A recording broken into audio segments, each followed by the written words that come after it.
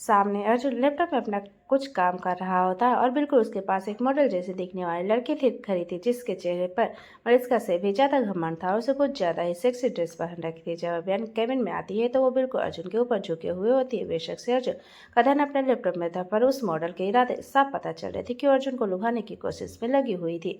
उसे इस तरह अर्जुन के करीब देखकर अभियान के तन बदन में आग ही लग जाती है। वही वो मॉडल अभियान को इस तरह से केबिन में आता देखकर इस वक्त उसे ही घूरे जा रही थी। वो अपने दोनों हाथों को फोल्ड करके बस गुस्से में अभियान को ही देख रही थी, पर अभियान की नजर तो सिर्फ अर्जुन पे ही थी और वो उस मॉडल को पूरी तरह से इग्नोर करके आगे बढ़कर कहती है, सर मुझे आपसे कुछ जरूरी बात करनी है। अभियान के बोलने पर भी अर्जुन उसे एक बार भी नजर उठा के नहीं देखता। वही अभियान अर्जुन को बोलने का इंतजार कर रही थी, पर उसे कुछ न बोलने से पहले वो मॉडल अभियान के ऊपर न गुस्सा दिखाते हुए चीख कर कहती, कौन हो तुम और इस तरह केबिन में बिना नॉक किए आ गई? तुम्हें दिखाई नहीं देता मेरी और अर्जुन की टाइम पर मीटिंग चल रही है और who the hell are you?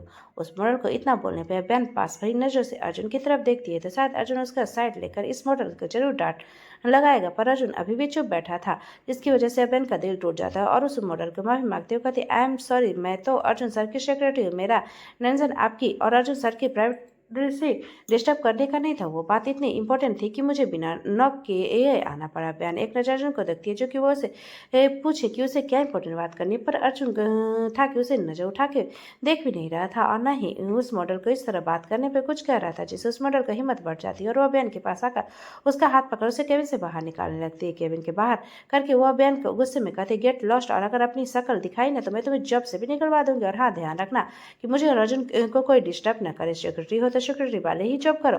इतना कहकर मॉडल अभियान के चेहरे पर गेट बंद करके अंदर चली जाती है। इस वक्त गेट पर ईवान भी नहीं था, क्योंकि वह अर्जुन को किसी काम से ही वहां बाहर गया था। अभियान उदास कदमों से वापस उल्टे पांव लौट जाती है तो रास्ते में समर्थ मिलता है। वो अभियान को पूछता है, क्या कहा उन्होंने? अभियान इतना दिल टूट ही चुका था कि वहां और नहीं रहना चाहती थी, इसलिए वह समर्थ को झूठ बोलकर कह देती है, अर्जुन ने कहा कि मैं इस एक बार कंस्ट्रक्शन साइट पर जाकर वहां का काम रुकवा दो। समर्थ ये बात हजम नहीं होती, क्योंकि इस तरह काम रुकवाना शायद अभियान के बस की बात नहीं थी और अर्जुन अभियान के लिए कोई ऐसा रिस्क नहीं ले सकता था। वो खुद अभियान को यह बात कर रही थी कि उसे मजबूरन ही मानना ही पड़ा था कि शायद अर्जुन ने ही उसे कहा होगा।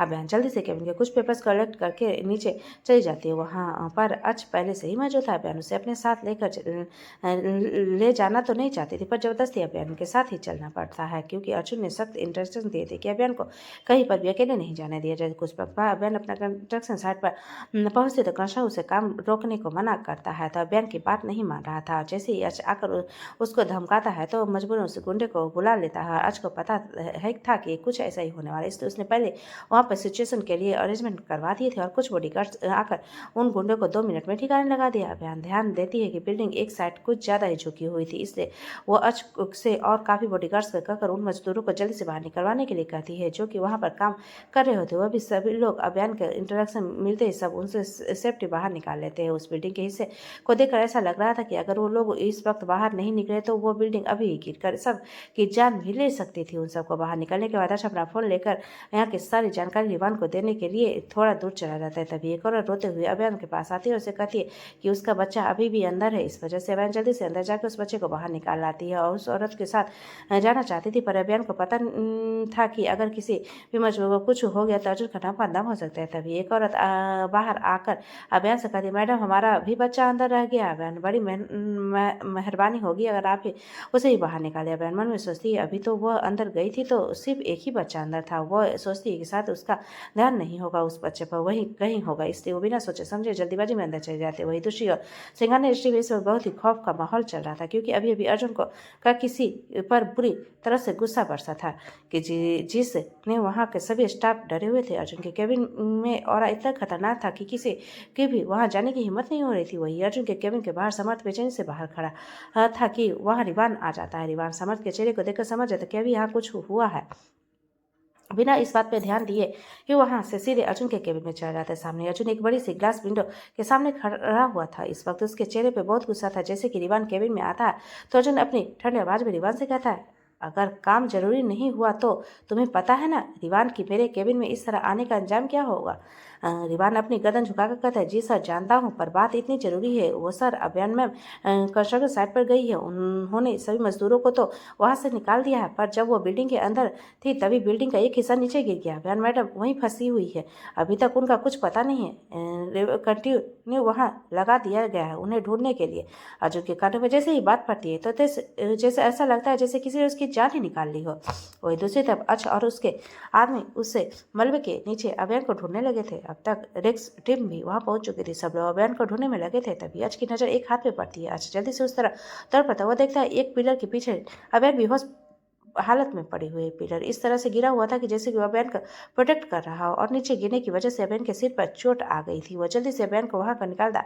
तभी आसमान में एक चौपर उड़ने की आवाज आती। वो चौपर जैसे ही जमीन पर लैंड होता उसके से अर्जुन बाहर निकल करा था। अर्जुन के चेहरे पर अभियान को खो देने का डर साफ नजर रहा था। वो जैसे ही अभियान की हालत देखता तो उसके पैरों तले जमीन ही निकल जाती। वो अभियान को लेकर जल्दी से हॉस्पिटल जाता है। अभियान हॉस्पिटल के आईसीयू रूम में थे और अर्जुन बाहर खड़ा बस उसे ही देख रहा था। वो अपनी पलके तक नहीं झपका रहा था, बस एक अभियान को ही देखे जा रहा था जो कि मशीनों से घिरी हुई थी। तभी वहां सागर जी, गीता जी और दया जी आ जाते हैं। सागर जी अर्जुन को देखते हैं तो उस पर फट जाते हैं। अर्जुन का हाथ पकड़ खुद की तरफ घुमाते हुए गुस्से में कहते, तू अपने आप को समझता क्या है? तेरी हिम्मत कैसी उस बच्ची को इतनी खतरनाक जगह पर भेजने की? अगर आज अभियान को कुछ हो गया तो समझ लेना तेरा कोई दादा भी नहीं है। तभी गीता जी सागर जी को रोकते हुए कहते, शांत रहिए, आप देखिए तो सही कि अर्जुन की क्या हालत है, और आप कुछ भी अपशगुन मत बोलिए। हमारी अभियान को कुछ नहीं होगा।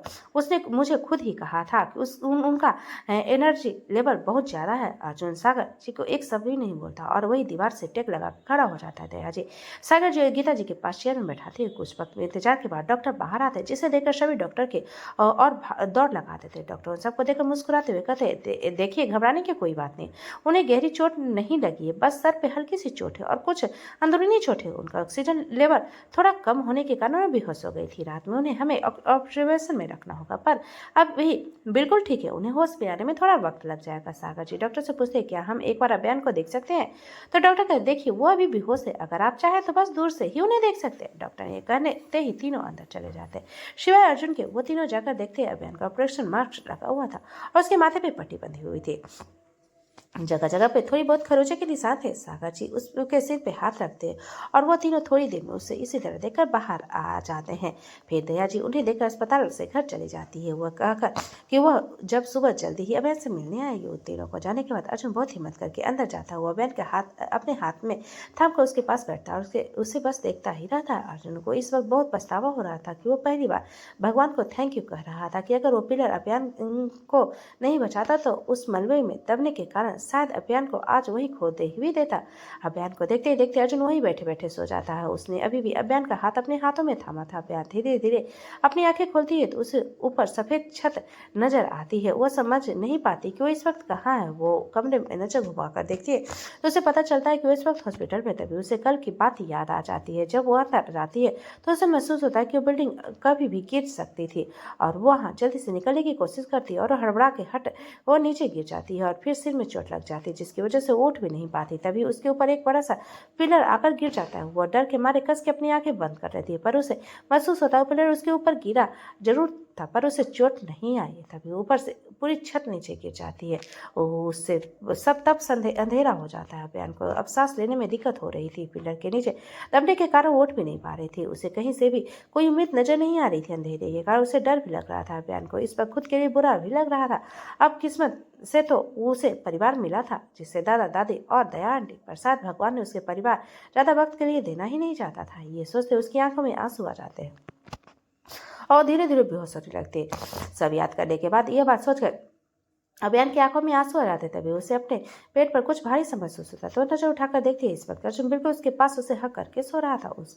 उसका हाथ अभियान के पेट पे होता है। अभियान को अनकंफर्टेबल रखने के लिए वो खुद थोड़ी सी जगह में सिकुड़ कर सो रहा होता है। अभियान ने पहली बार अर्जुन को अपने इतने नजदीक सोते हुए देखा था, क्योंकि वो तो उसे उठने से पहले वर्कआउट के लिए जा चुका होता था। अर्जुन का चेहरा इस वक्त बहुत शांत और फिर धीरे नजर आ रहा था। अभियान ने अर्जुन के चेहरे को पहली बार ऐसी शांति छाई थी। अभियान अपने हाथ को धीरे से उसके चेहरे को छूने की होती है। तभी उसे कल की बात याद आती है जब अर्जुन उसे पूरी तरह इग्नोर कर रहा होता है, और साथ ही जब वो मॉडल उसकी इंसल्ट कर रही थी तब भी अर्जुन ने चुप रहना उसे चुप जाता है। इसलिए वह गुस्से में अपना मुंह फेर लेती है, जिसकी वजह से उसे अपने सिर में तेज दर्द महसूस है, जिसकी वजह से आह निकल जाती है। अभियान की आवाज़ सुनकर अर्जुन की नींद खुल जाती है और वो उठकर अभियान से पूछता है, क्या हुआ, तुम्हें कहीं दर्द हो रहा है क्या? पर अभियान उसे कोई जवाब नहीं देती है। अर्जुन उससे जल्दीबाजी में कहता है, मैं अभी डॉक्टर को बुला कर लाता हूँ। यह कहकर वो कमरे से बाहर चला जाता है। थोड़ी देर बाद वो डॉक्टर को लेकर आता है तो डॉक्टर उसे चेक करने के कहते हैं कि आप बिल्कुल फिट है, आई एम फाइन, बस चोटों की वजह से थोड़ा सा दर्द होगा, पर आप जल्दी ठीक हो जाइएगा। तब तक सागर जी, गीता जी और दया जी भी वहाँ जाते हैं। गीता जी आकर सीधे अपने सीने से लगा लेती है। गीता जी का इतना ममता भरा स्पर्श पाकर तो अभियान निहाल हो जाती है। तीनों ही अभियान को घेर कर बैठ जाते हैं। अर्जुन बस उन्हें घूर कर ही देख रहा होता है। तभी उसके फोन पर किसी का कॉल आता है। वो वहाँ से बिना कुछ कहे चला जाता है। अभियान ने एक बार भी अर्जुन को नहीं देखा, पर उसे एहसास हो गया था कि अर्जुन का वहाँ से जाना का उसे लगता है कि अर्जुन उसे कोई फिक्र ही नहीं, इसलिए उसका मन थोड़ा उदास हो जाता है। पर वो अपनी उदासी सागर जी और गीता जी को दिखाना नहीं चाहती थी। वहीं दूसरी ओर अर्जुन एक अंधेरे कमरे में सोफे पर बैठा होता है। उसने अपने शर्ट की स्लिप्स को फोल्ड किया हुआ था। उसके सामने इस वक्त दो इंसान अपना सर झुका कर बैठे थे। उन्हें देखकर लग रहा था वो बहुत बुरी तरह से पिटाई की गई है। वो दोनों ही अर्जुन के सामने खुद को छुड़ाने के लिए गिड़गिड़ा रहे थे।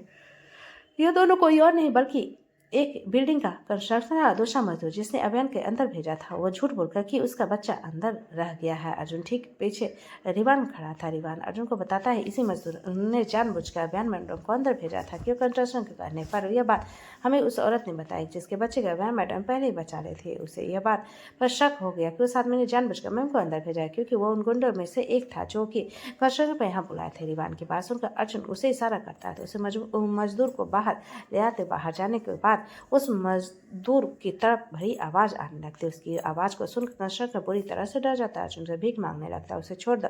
अर्जुन उसकी कॉलर पकड़कर उसे उठाते कहते, तुम्हारे साथ और कौन मिला हुआ है? अर्जुन की आवाज़ सुनकर वह सारी सच्चाई बक देता है कि उसको महिमा और विपुल ने पैसे दिए थे ये सब करने के लिए। दूसरी तरफ एक बड़े से घर में अभय सिंघानिया को सामने महिमा और विपुल खड़े थे। वो उन्हें गुस्से में घूरते हुए कहता, किसने कहा था तुम्हें अर्जुन के खिलाफ यह साजिश रचने के? तुम्हारी वजह से किसी की जान जा सकती, तुम दोनों ये कैसे कर सकते हो? विपुल अभय सिंघानिया से कहता है, मैडम मैंने ऐसा कुछ भी गलत नहीं किया। अर्जुन हर बार हमारा कोई ना कोई प्रोजेक्ट हमसे छीन लेता है। उसे सबक सिखाने के लिए मैंने सब कुछ। विपुल की बात सुनकर अभय उसे गुस्से में घुर के कहता। अभय के गुस्से को देखकर महिमा अभय सिंघानिया की दूसरी पत्नी बीच में बचाव करते हुए कहते, देखिए गुस्सा मत कीजिए, विपुल ने यह सब कुछ गुस्से में ही किया है। अर्जुन इसका बड़ा भाई है, वह उसका बुरा थोड़ी ना चाहेगा। मुझे इसके बारे में कोई जानकारी नहीं थी, अगर पहले पता होता तो मैं इसे ऐसा करने नहीं देती। आखिर अर्जुन मेरे ये सबसे पहले है और विपुल बाद में है। यह सब बातें जो कि वह मन में तो बिल्कुल भी नहीं कह रही थी, वो अभय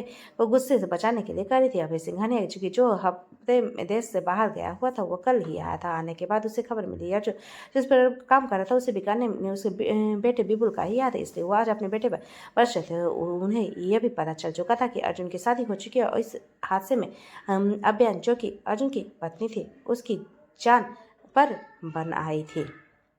दोस्तों स्टोरी कैसी लगी, अच्छी लगी तो प्लीज़ वीडियो को लाइक करें।